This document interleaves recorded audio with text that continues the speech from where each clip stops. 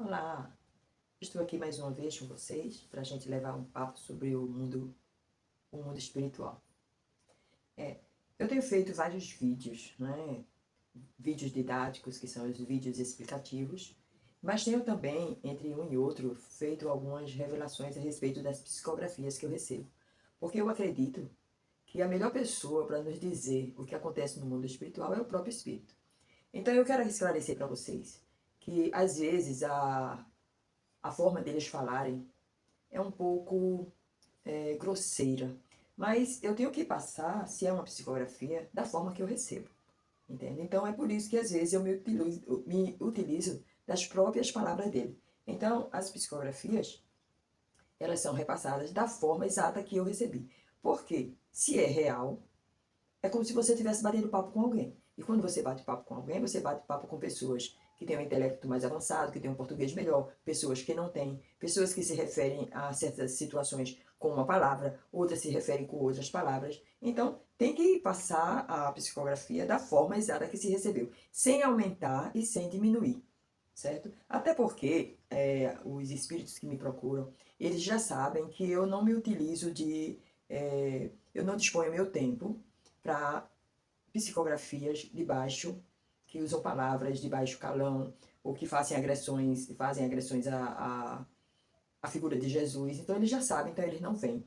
Então eles vêm, mesmo sendo espíritos sofredores, espíritos que estão nos umbrais inferiores, mas eles vêm para pedir socorro. Eles não vêm. Quando chega algum, que não vem mais, chegou no começo, mas agora isso não acontece mais, que chega para fazer uma mensagem agressiva, rebuscada de violência, de palavras de baixo calão, de pornografia, eu não recebo. Então, eu vou passar para vocês hoje uma revelação do Espírito, que ele se encontra nas trevas. Né? É forte, mas realmente ela existe. E eu vou passar para vocês e à medida que eu for lendo, a gente vai aqui discutindo sobre, de acordo com a mensagem que ele manda, em que situação ele se encontra, ok? Vamos lá. Um espírito preso nas trevas. Meu nome é Milton. Bom dia. Estou aqui porque necessito de orientação. Então eu perguntei para ele, você está só ou acompanhado? Geralmente eles vêm acompanhado. Ele disse, fui trazido para cá para ver se eu consigo me acalmar, pois tenho passado por muitas necessidades. Estou em um lugar onde sou privado das mais simples necessidades básicas. Porque exatamente, quando um espírito está nas trevas, ele é um dos piores lugares que ele pode ficar. Então lá eles passam sede, passam fome, privações, sofrem violências, entendeu? Infelizmente é assim que acontece. Aí ele continuou. Mas tive essa oportunidade de vir aqui, pois fui informado que você consegue aliviar nossas dores da alma. É o tipo da coisa, quando a gente é médio, que a gente começa a ter esse intercâmbio com o mundo espiritual, termina se expandindo essa notícia, né? E pode chegar aqui um espírito que eu nem tive nunca nenhum relacionamento, nenhum conhecimento a respeito, e ele vem porque eu faço vários tipos de psicografias, de orientação, esclarecedora, mas também de socorro. Então eles já sabem disso, por isso que eles vêm aqui. Porque isso é uma das obrigações também do médium, né? Porque é como Jesus dizia, quem precisa de médico são os doentes. Quer dizer que você não pode estar só atendendo a sua família, a mensagens boas, não. Você tem que também ter essa compaixão pelos espíritos que sofrem, né? Vamos lá. Ele continuou. Então eu lhe peço, diga-me, como posso me recuperar desse golpe que foi morrer de uma maneira tão súbita, que me impossibilitou refletir e me arrepender dos meus pecados? Quer dizer que ele está dizendo que a morte dele foi tão rápida que não deu nem tempo dele se arrepender e pedir perdão. Não me deixando, ao menos, a esperança que eu tinha de um dia, ao morrer, encontrar com meus parentes, e o que não aconteceu. Quer dizer que ele foi privado também de encontrar com pessoas da família, né? E amigos. Fui apenas levado sem que me explicassem, nem mesmo me dissessem para onde me conduziam. E eu, muito assustado, inerte, com medo e extremamente surpreso, me deixei ser guiado, sem nem mesmo sair da minha boca apenas uma pergunta. Quer dizer que ele ficou tão assustado que ele não conseguia nem falar. Então ele disse que ele teve vontade de fazer essa pergunta, mas não fez, né? Quem são vocês? O que querem de mim? Isso tudo se deu quando eu ainda me encontrava jogado no chão, após ter sido alvejado por um projétil de arma de fogo.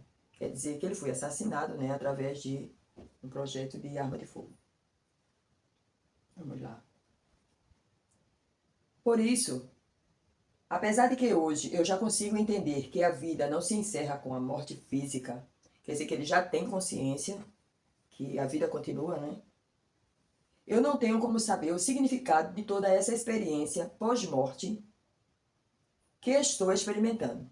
Quer dizer, ele já, por tudo que ele está passando lá nas trevas, ele já tem consciência que a vida continua. Até porque já faz um certo tempo que ele está lá e ele continua passando as mesmas situações. Porque às vezes no início os espíritos pensam que estão sonhando.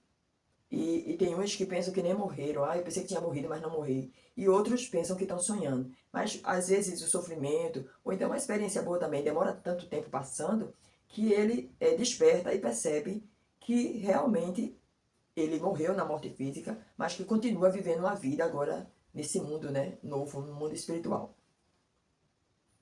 Ele continuou. Porém, para minha alegria, mesmo que não tenha sido justificada a liberação do meu exílio, quer dizer que ele não sabe como eles trouxeram ele para cá, mas nem disseram, não disseram nada, simplesmente pegaram ele e trouxeram, né?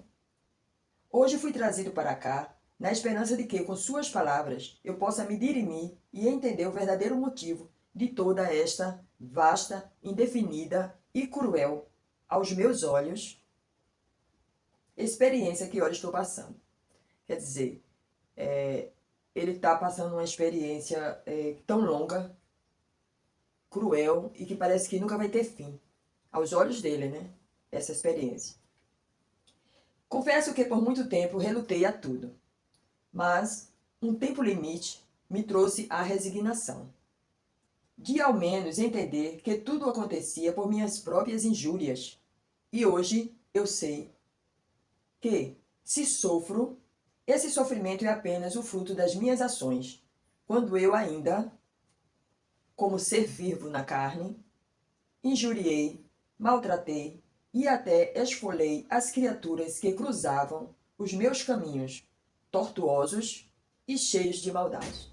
Quer dizer que ele hoje reconhece o quanto ele era mau, né? Então ele hoje tem a consciência, porque a consciência para ser adquirida pode ser quando ele chegou aqui, entendeu? Não, o tempo no mundo espiritual não é mesmo o tempo que a gente aqui na matéria a gente determina. Porque na verdade o tempo não existe nem aqui nem lá, né? As pessoas se preocupam muito com o tempo, mas não é bem assim que funciona. Mas, para ele, as coisas podem despertar rapidamente, muito mais rápido do que para nós que estamos aqui ainda na matéria. Porque eles começam a ter uma visão mais ampla de todas as situações. Então ele continuou. Porém, para mim, é chegada a hora de retornar à matéria. E eu, muito embora manchado por uma vida passada, trago no meu coração, hoje, a necessidade de reparar todas ou quase todas as imperfeições que acumulei no histórico mental da minha alma. Exatamente, histórico mental. O que é o histórico mental da alma? É a áurea, certo? É tudo que você faz, tudo que você pensa, fica no seu campo magnético, ao redor do seu corpo, que é exatamente a sua aura. Então, hoje, ele está dizendo aqui que vai retornar à matéria, vai reencarnar, mas ele já vai reencarnar de uma forma mais consciente.